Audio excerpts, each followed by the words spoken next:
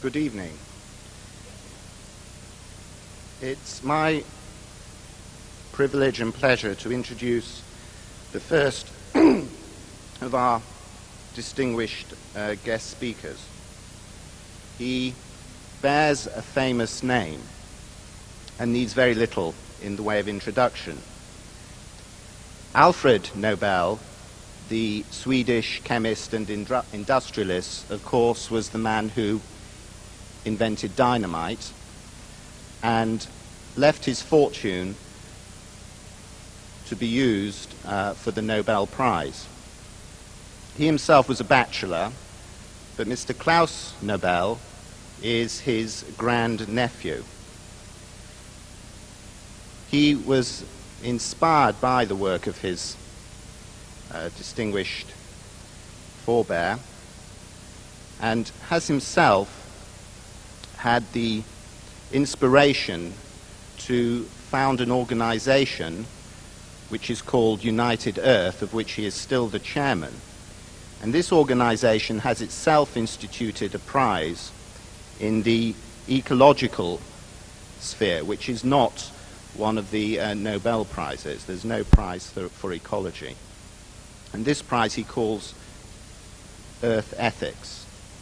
He met Shri Mataji last year in India when he was the chairman of the World Philosophers Conference. So without any more ado, I'd like to invite Mr. Claes Nobel to come onto the stage, please.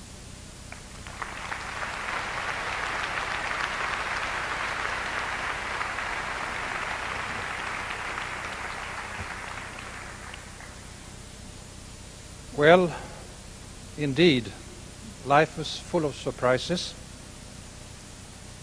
After all, we are meeting here inspired by the message and work by Holy Mother Shri Mataji Nirmala Devi, and she is not here in body, but she is here in spirit.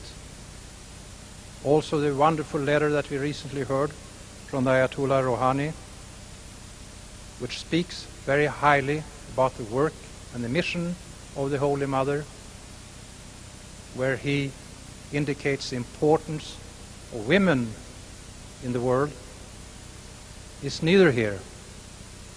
And frankly speaking, only 36 hours ago, I did not know that I would be here tonight at the Royal Albert Hall, addressing this audience. Still, I say, dear Holy Mother, and I also recognize her husband, Sir C.P. Srivastava, in the audience. And I say, most importantly, dear friends, fellow seekers of truth, are you out there? Because with all this light, I can only see about 20 people in front of me. So say yes if you are here, then I know. Ah.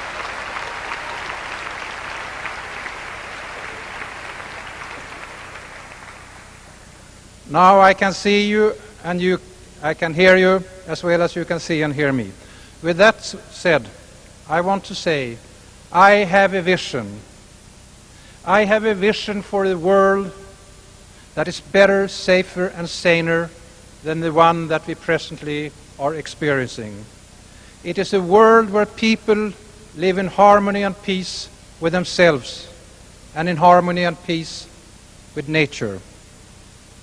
Now those words are vast, it's a bold vision. Do I have a practical way of going from vision to reality?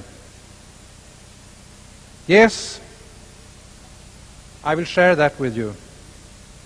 And I will share it and indicate the tone of the meeting by 10 small words. And they indicate how this global world transformation shall be undertaken. And they are right thoughts, right words, right deeds, right here and right now. The key word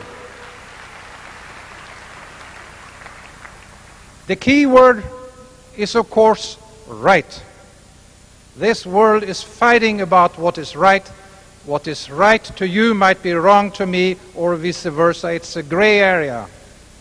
So we need a reference point, so we can distinguish between right and wrong, and between truth and lie. Tonight, Shri Mataji will show us what is right. Tonight, Shri Mataji will empower us to become the masters of our own destiny. And tonight, we will be guided by the knowledge of self-realization. We will do so in the light of truth. And we shall all know absolute truth and absolute peace. Now, 100 years ago, Alfred Nobel established the Nobel Prizes. These prizes represent excellence. We have prizes in chemistry, physics, medicine, literature, and peace. Of those prizes, I hold the Peace Prize to be the finest. And I want to tell you that Alfred Nobel listened to a woman. He listened to his secretary, Bertha von Suttner, in Paris 100 years ago, when she said, "Dr. Nobel, you should use your vast fortune for betterment of the world." Tonight, we are listening to another woman. We are listening to the message of Shri Mataji. However, I'm very much inspired, first by my uncle, and later on you will hear by Shri Mataji. Alfred Nobel talked much about peace. He was frightened that his awesome explosive dynamite, which cleared up land for harbors and tunnels, could also be used for warfare. Today, in the arsenal of military systems, it's like a small firecracker. But at that time, dynamite was the most awesome destructive material. Now, Alfred Nobel thought basically about peace as absence of war. But I assure you that peace is much more than absence of war. And I see that peace exists in 4 specific areas. The first area is the peace that an individual has in him or herself. How do we treat our mind, our emotions, and our feelings? How do we treat our body? Are we slaves to other masters, or are we our own master? Until we have the inner peace in ourselves, we can never have an outer peace in the world. And the safest and best way of finding world peace is to have mass movements that includes all religions and philosophies, all enterprises, whether they are of political or scientific nature, to realize what inner peace is. And that's what we are talking about tonight. Self-realization. What does self-realization mean? Well, it means that we are realizing something, but what is the self?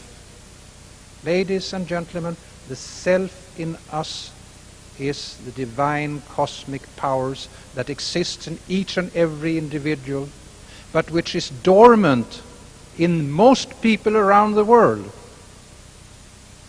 The spiritual leaders from ancient laws, they knew about this, and they spoke about this.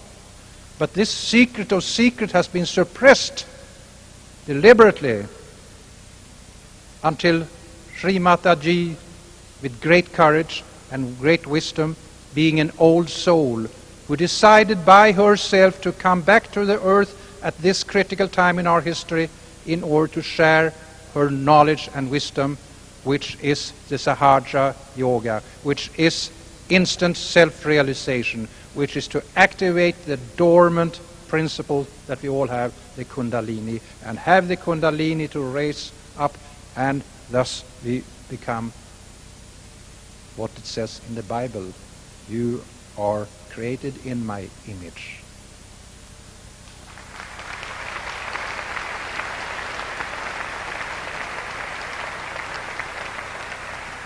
That was the first category, first sphere of peace, the one we have in ourselves.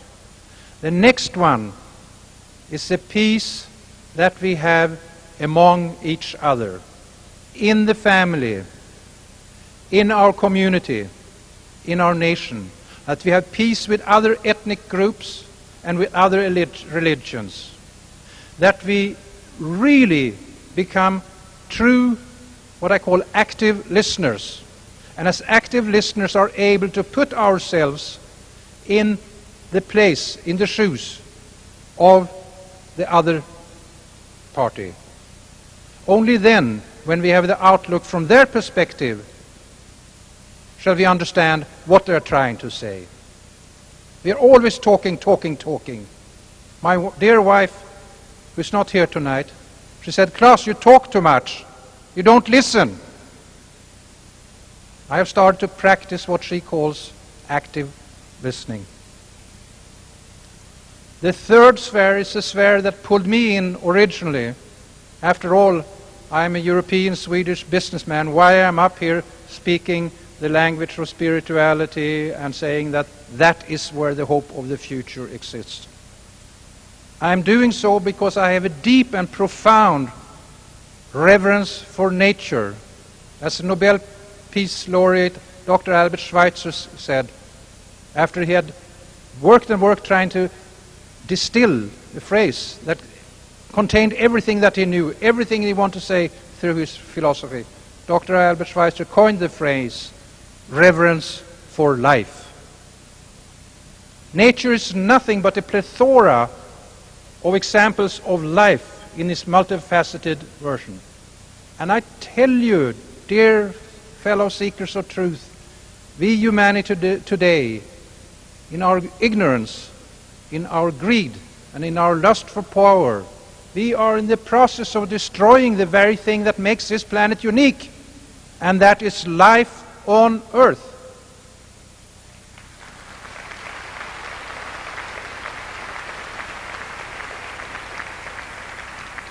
And so far, we do not know of another planet in the universe that harbors this miracle. Earth is like a blue jewel in space. And there's only one Earth, and this Earth is fragile, and we must take care of her and respect her. Earth is also called nature. We cannot break the laws of nature. We must live by the laws of nature. If we break them, Mother Earth will break us. And we are only one species of, we do not know how many species we have, 5, 10, 15 millions. But this we know. And this has been proven by the world's foremost scientists in Harvard University, United States, Dr. Edward O. Wilson. We are today bringing to extinction 250 species per day. That is as if we are deliberately and willfully pulling out thread after thread after thread of what consists the fabric of life. And Mother Nature will not let us continue doing that without correcting us as naughty children. The fourth sphere of peace is the peace that we shall know between ourselves and God. Any religion or any group who raises their arms and destroys its enemy in the name of God is not following what God has asked us to do. The world should not know of violence.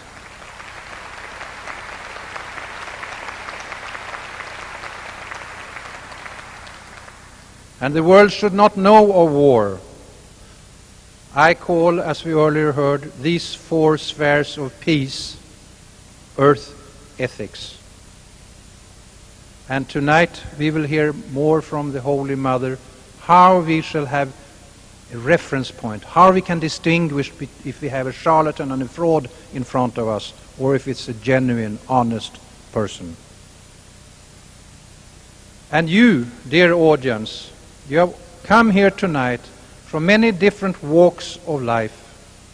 And like you, I have also been seeking for the truth.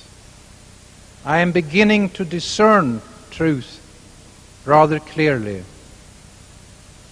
And let me tell you this, that I look upon life on earth as a kind of a school where we are learning perfection and purification. Now, on earth everything is interdependent, interactive, and interrelated. And on earth, as well as in heaven, I guess, every action has a reaction. Every effect has a cause. Every cause has an effect. And the Holy Mother, as I said, she is a highly evolved soul. She has learned from many, many lives what it is all about. And these, what it is all about, laws, the unseen laws, the spiritual laws, they are always here, and they work as infallible as the law of gravity works. It always works, although it's an unseen law. It is for us to learn and perceive that law. I am very comfortable with the teachings of Shri Mataji, and I'm very comfortable with the Holy Mother herself. I say so because in the Bible there's one saying among several good ones: you shall know the tree by its fruit. And lately I have met young men and women in different parts of the world, and certainly from many different parts of the world, and they are all shining, beautiful human individuals that radiate inner peace and balance. They are unique. You who follow and you who are in the process of following will be, I think, those individuals who shall call themselves ambassadors for the earth. And after tonight's session is over, I'm sure that you shall see clearly how you shall distinguish between truth and lie. And you shall realize that blind faith is of no value, and that fanaticism and to take up violence as the last argument is of no value. Eventually, those things will bring you unhappiness, they will bring you conflict and potentially war. Ladies and gentlemen, I know that we hold the future in our hands. I know that the future is in your hands. I know it's in my hands. And I also know that the future of the planet exists in the heart of the individuals. Now I will close my remarks tonight by a fable from India. I heard it when I attended the Rio Conference 92. That was the 20th anniversary of the Stockholm Conference that for the first time put on the environment on the world agenda. In Stockholm, 72, we had only two heads of state, the Prime Minister from India and the King of Sweden. In Rio, 20 years later, we had 110 heads of states. The marvelous declarations was drafted, Agenda 21. Just last week in New York, there were 70 heads of state that continued with Rio plus 5. But as I told Sir C.P. when he asked me about how is the outcome of this conference, I said, well, we are talking about sustainable future, but it seems to me that in UN there is much of a sustainable dialogue ongoing. tonight we shall take the action. Well, I asked the holy man from India, a white-robed Acharya, and I said, is there hope for the future? And he said, Mr. Nobel, I will answer your question as follows. And this is what he said. When the dear Lord had created the earth, he was very, very happy, very, very, very pleased. It was his finest creation in the earth, in the universe, and he decided to celebrate, to have a party. And God invited in all the angels and all the devils. When they were there, he toasted them and wished them welcome as a good host and said, there is only one rule that you must strictly obey while you are here having a good time. And by the way, the best food and the best wine was served, ambrosia and nectar. And he said, there is one rule, and that is that while you are here celebrating my creation, you may never bend your elbows. The devils cried out and said, we don't want any part of such a party. How can we enjoy it? Not bending our elbows. So they left. Then the party started. The angels were having a jolly good time, and the dear God was very, very happy. Now, how could they eat and drink without bending their elbows? Well, I sense that you can see what the morale of the fable is. The angels were feeding each other. They were sharing and they were caring. And that is what we shall do in the future together. Thank you very much.